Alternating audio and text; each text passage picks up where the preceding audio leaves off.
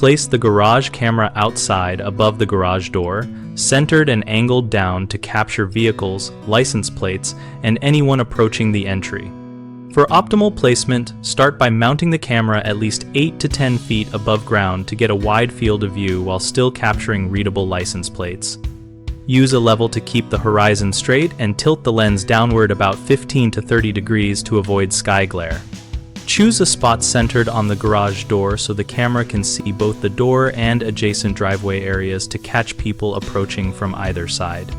Aim the camera so it captures the area where a person would stand to reach the keypad or handle, and frame the driveway so vehicle approach angles are visible for plate reading. Use motion-triggered alerts set to a balanced sensitivity to avoid constant false alarms from small animals while still catching human movement.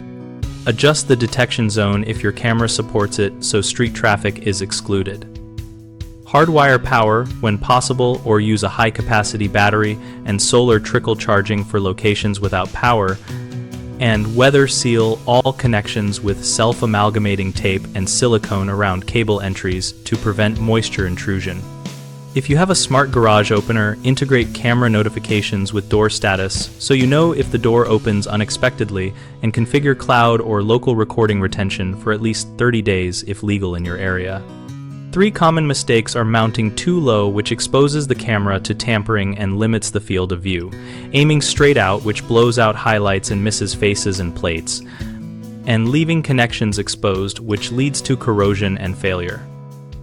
Solve the first by placing the device high enough to deter hands and using a security mount or tamper-resistant screws.